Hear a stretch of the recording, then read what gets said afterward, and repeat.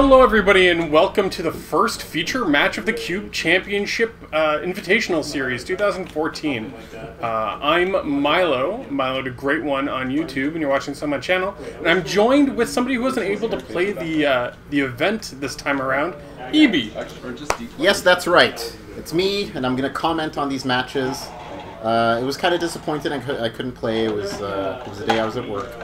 But let's see how these Raska fellows do then, huh? Do you think you would have done better than both Mark Raska and Tom Raska, not knowing how they actually end up doing?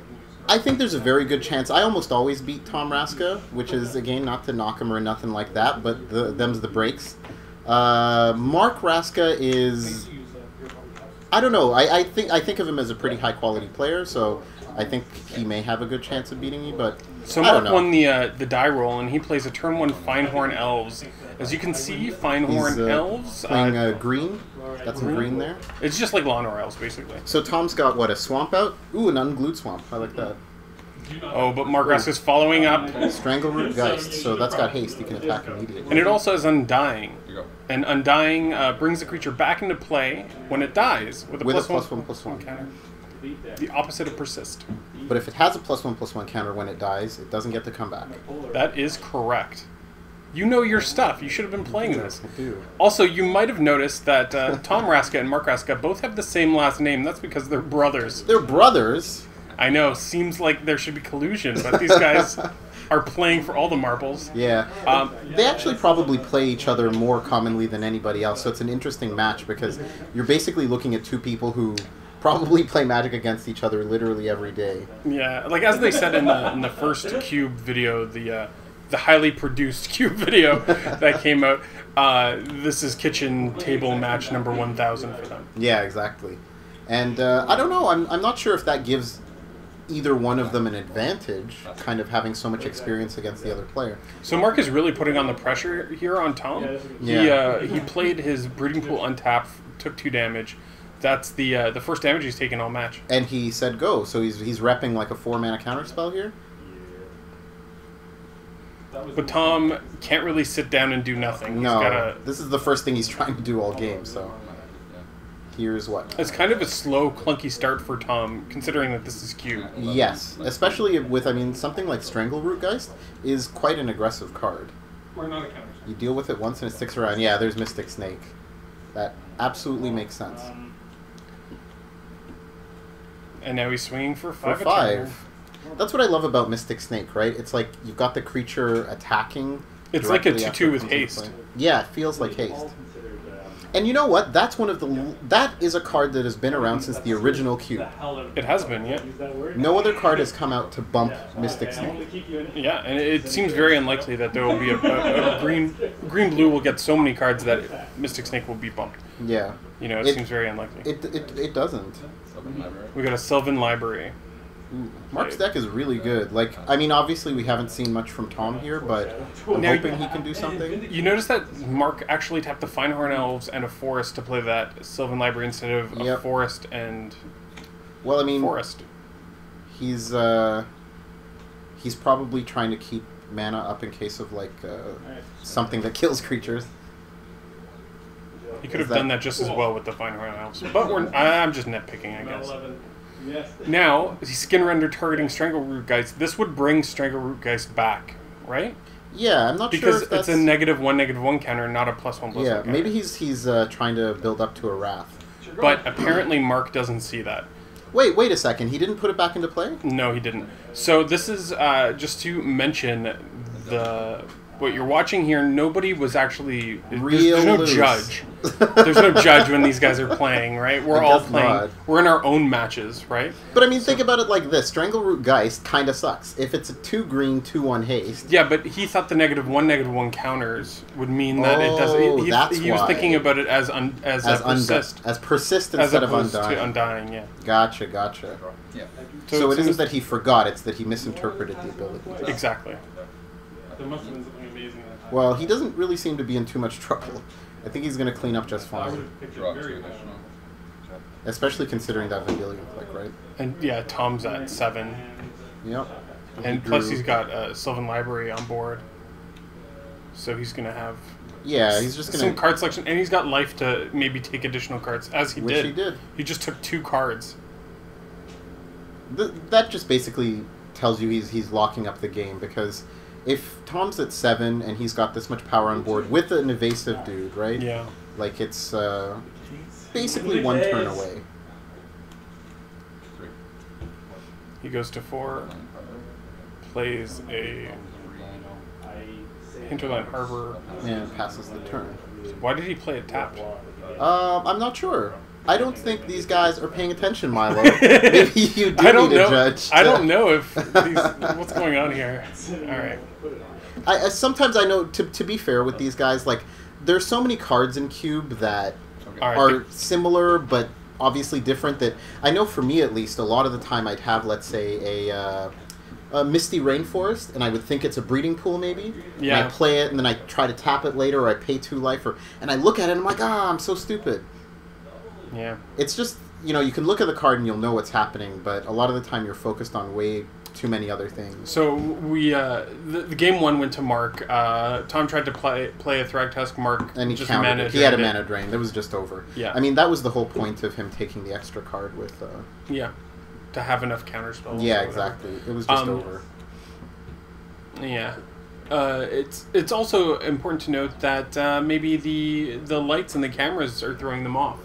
Oh, yeah, there's definitely, like, I mean, this isn't the normal way that people would be playing, right? Yeah, like, yeah. At least for tabletop Cube type of stuff.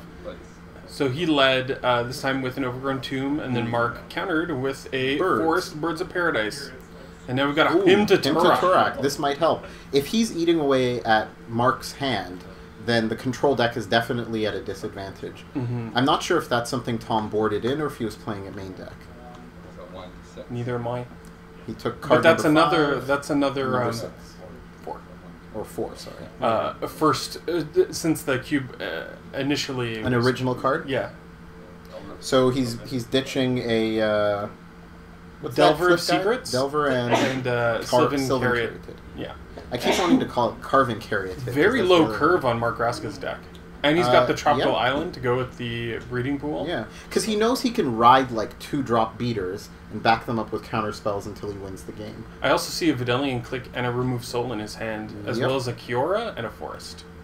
So he's got a Remove Soul basically ready for whatever Tom does at this point, unless he chooses to play the... So what would you do here? Would you play the Vidalian Click on his draw, or would you... I'd play the Clique just because it adds pressure to the board, right? And Tom has a Dark Confidant, a Deathrite Shaman, a Courser of Krupix, which is a great new addition to cubes everywhere. Yeah, I'd probably take the Courser here, really. The Thragtusk and a Birthing Pod. So apparently Tom Raska's been playing a pod deck this whole time. Yeah. He would have really liked that... you can tell, look at the curve. Like, he's got a Deathrite at 1, a Dark Confidant at 2, a Courser of Krupix at 3. It's funny how Birthing Pod is a deck in Cube. Like, it can actually work. Definitely. But, I mean, what did he end up taking? Dark Confidant. Dark Confidant? I probably would have taken the Courser, I think, myself. I mean, I'd let him take some damage with the Confidant. Maybe, he's getting card advantage, but... We have a Voice of Resurgence on the top of the library for Tom. Yeah. That's another nice one to use with Birthing Pod. Yeah, this is a pretty good deck. I'm pretty impressed with Tom's deck, actually. I mean, Tom is quite experienced at Cube, and so he kind of knows how to put the cards together. I just feel like Mark has such a controlling deck that it's difficult to get things off, you know what I mean? Like, counterspell a Birthing Pod, and suddenly your deck is really not as good as it used to be, right? It's true. And you can see here, they are friendly, they are brothers, so instead of forcing Mark to write down all the cards that he saw, Tom is playing with the cards that he saw face up. Yeah, that's, it's almost like, if you're playing Magic Online, the little window pops up and then you choose whether it stays. And then it says it in the chat window. Anyway. Exactly. So you can always go back and find it. In real life Magic, it's just like a courtesy to do. So the click goes in and Kiora comes out. Kiora is a beast in Cube. She really is. Like, you can get her ultimate so easily. I mean, it's what you're striving for, I guess I should say. Like, you play some other cards, and you're never really thinking that much about their ultimate, like an Elspeth or something. Yeah. You just kind of ride them out to see what you can get, and then they soak up damage. But Kiora, it's like, You go straight for that ultimate, because Yeah. if you're making 9/9s, the game is over. It's when the card was initially spoiled, I thought for sure you'd be using it for the draw card, the explore ability, Yeah. the -1. But I like never want to use that ability. I know. Every time I play. But you know what? If you need it, it's there. That's the whole versatility thing, right? Mm-hmm. If a card even has a marginal effect that you use only 5% of the time you play it, it still makes it that much better. And there's Tom playing a little bit of standard. Courser Krupix in play plays Temple of Malady to scry down something. Yeah. And that Courser can start gaining life, so, I mean, as it just did. Mm-hmm. It's going to kind of keep him afloat, I think, maybe. And he's got the Chrome Mox there. That was the card that he wasn't showing. And he used the Voice of Resurgence on it. I guess he doesn't have white mana, so... Yeah, it might just as well, makes right? sense, yeah. Play that Deathrite Shaman right in the red zone. Because it is going to be maybe a role player? Who knows? I don't know why he did it. I don't know why these guys are doing anything that they're doing. What's Kiora at? It's 3? 3. You plus you one just it? played it, yeah. And that's another thing. Kiora's plus ability is very relevant. So good at protecting itself. Yeah, it protects itself and it protects you if it's only one permanent, right? Like, I mean, a swarm of dudes, fine, but...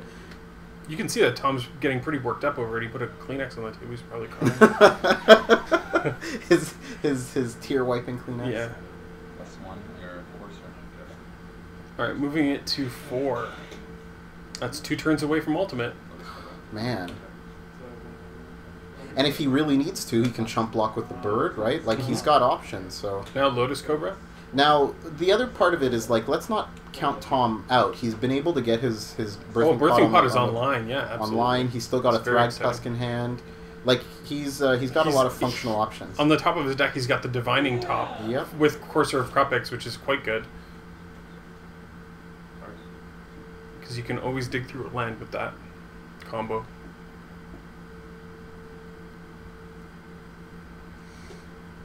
Tom did draw the Wolfier Silverheart. We actually saw that on top of his library before the top. Yep, so he's got... So, what's the play here? What do you think the play is? What did he Kiora? It was the Courser? The Courser, absolutely. So, and he still has that Remove Soul, remember? Yeah, We saw Remove it. Soul. It's juicy. It's a spicy meatball, if you will. So does Tom have any mana? Oh, no, he doesn't. No, he doesn't. He's definitely going to have to swing in with the Deathrite Shaman attacking Yeah. Kiora, right? It's worth it to trade it for that. Even just a turn, just to keep it off.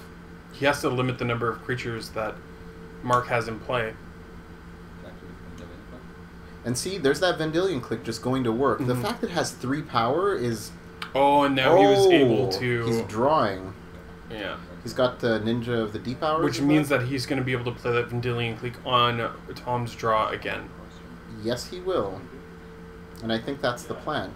Because he's trying to avoid that Thrag Tusk. Now, unless Tom can find a...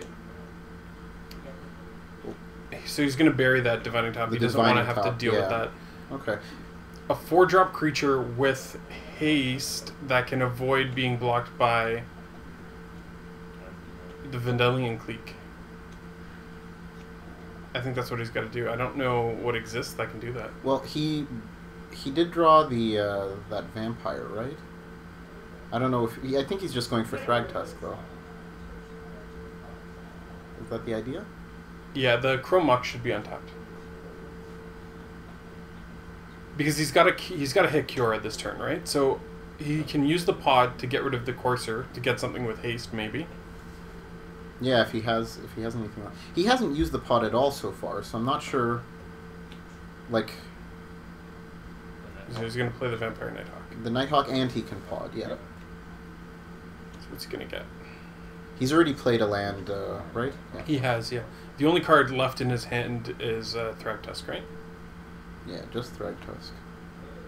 He finds... Is that Desecration Demon? That's On the what it bottom? looks like at the bottom there. I guess if you can force him to sack his Leviathans every turn. Oh, it is already at 5. Skin Render. Skin Render that. And then maybe attack with Vampire Nighthawk and pretend But- it doesn't have But it's... Summoning Sickness? Yeah, it's... That's too bad. He didn't have a way of stopping the Kiora. Oh, and Mark just drew a jilt. Tom is definitely going to feel jilted after that.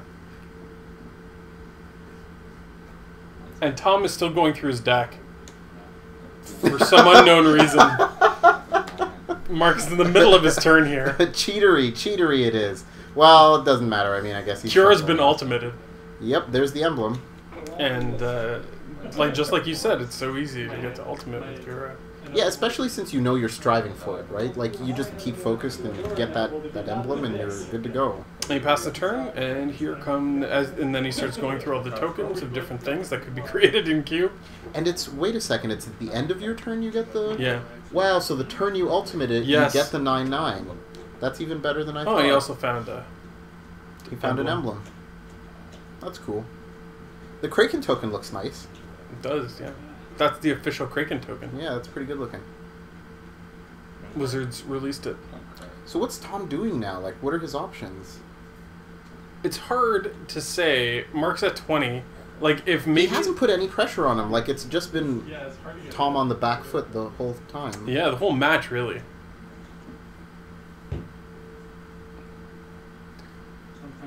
I definitely like Mark's deck. He's got a lot of really early drops and then counterspells. Mark's deck just looks really, really solid. What's that card he played? Bloodghast. Bloodghast. It's a good target for Birthing Pod. Yeah. So Tom's deck is pretty decent, and I really do think he's just at a disadvantage in this match because, again, counterspell a couple key cards and he can't do anything, right? Mm-hmm. He's then just playing sort of mediocre creatures. Even as an Eternal Witness. Which is, again, another great card. A great card in a pod deck. It feels as though he needs something like a Maelstrom Pulse, or he needs just Beast Within, whatever. Just something that destroys, like a permanent, right? Yeah, a non-creature permanent, because he's got the Skin Render. He's got the Skin Render for the creatures, but he needs to attack Mark in some other way. Or maybe something with some sort of evasion with that Wolfeater Silverheart. Yeah. Well, I mean, he's got the Vampire Nighthawk, but it doesn't seem It's too little, too late every yeah. time. Feels And he's way. pressing with the Vampire Nighthawk. I guess he's just sick of taking damage all the time. Yeah, I guess. The Nighthawk has Death Touch, so as a blocker it's valid for those Leviathans. Because they're going to stick around. It's not like they go away after every turn. But he figures he could just chump block, I guess. Yeah, maybe. Oh, I see what he did there. What did he do? He's got a Wolfeater Silverheart. That's what he got back with the Eternal Witness. So I guess the dream is to, next turn, play Wolfeater Silverheart and Soulbound it with the Vampire Nighthawk. To gain some life that way? Gain some life and put the pressure on to maybe race Krakens every turn, but it doesn't seem like it's going to work out that way. Mark's got this. Mark's got one Jilt. card in hand, and that's the Jilt. So he can bounce the Skin Render and kill the Eternal Witness because he can get red mana from that Birds of Paradise. That's right. He's getting kind of a nice juicy 2-for-1. I mean, Skin Render obviously has functionality out of his hand, but it's just a huge tempo swing. Like now, Tom will never be able to catch up, or maybe he will. Who knows? And Mark is drawing off of that ninja, but it looks like it's just a land. Breeding Pool. And there's the... and there's another Kraken. This one looks... It's kind of bird-like. It's a bird-like Kraken, but, 9/9 less nonetheless. Kraken, yeah. Than the last one. Cura puts a random blue token creatures into play every turn.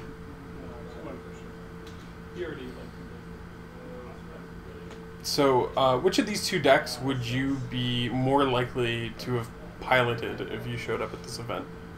Wow, I don't know. I mean, there's a lot of overlap in the cards that they would both be looking for. Yeah. But I think that, obviously Mark Raska's kind of dominating here, so I'd lean more towards what he's doing. But some of the cards in Tom's deck I really like. I love Eternal Witness. The whole Birthing Pod strategy is cool. But you know what? It may be showing here that it's a little bit cuter than it is functional. Mm-hmm. Like, it's nice to see a deck like that can work and do interesting things with the creatures.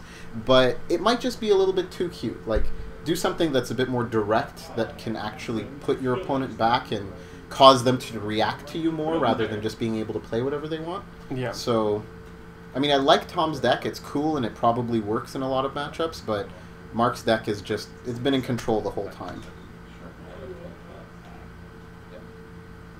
So there's the life total swing, but he's facing down double crack in action. And he's at 9. He can't get away with taking a single one of those. No, he cannot. And there will be another one next turn.